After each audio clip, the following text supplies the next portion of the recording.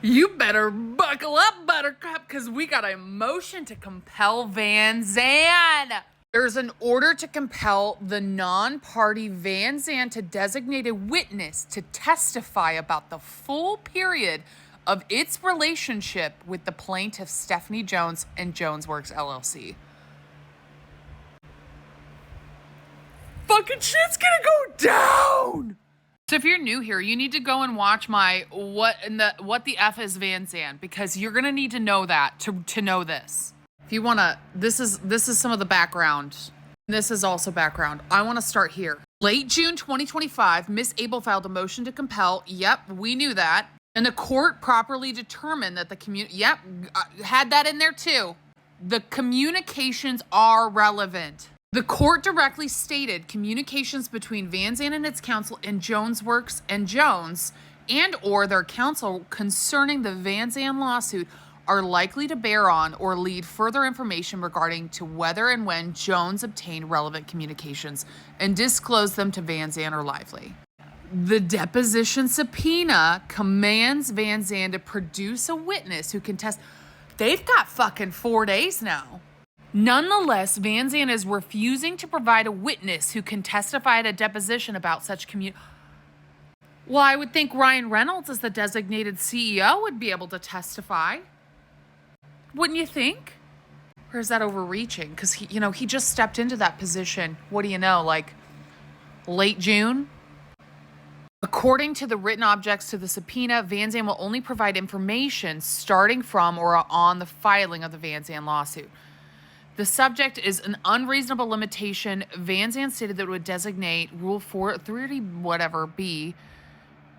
Vanzan only agrees to produce a witness to testify about what happened after the Vanzan lawsuit was commenced, but not before it was filed. I'm smelling some sus cover-up. Even though the communications between Vanzan and the Jones parties so they need to know who the fuck talked to Vanzan, who was talking to each other before the lawsuit was filed. Did Jones and Stephanie Jones and Jones Works talk to any of the representatives before they even filed? They need those comms. That's included in the relevant information. Am I right?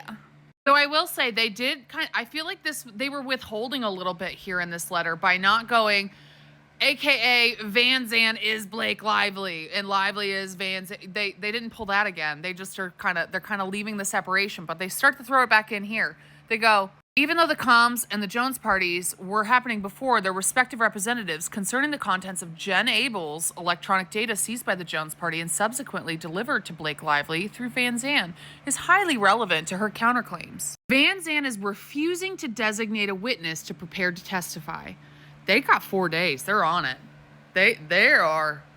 Woo-wee! There's no undue burden. The corporation is known for months. The subpoena was initially issued on September 9th. Notice the deposition for September 29th, which was later adjourned to the 30th. A period of 20 days for compliance, which is more than the 14 days. Therefore, they're trying to get this.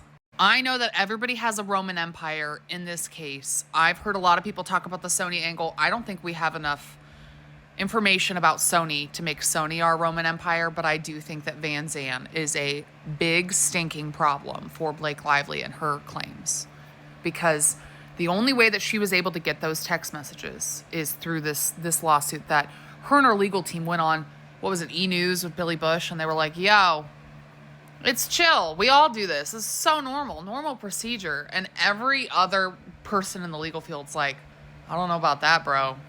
I don't know about that. It looks like they're looking for wiggle room. So if they can't get a deposition in, they're looking for a little bit of wiggle room. Well, let's see what happens. They're letting Lively go to the 10th. Why wouldn't they just, okay, well, Vanzan can't, unless we, start making calls like we've been this whole time of, you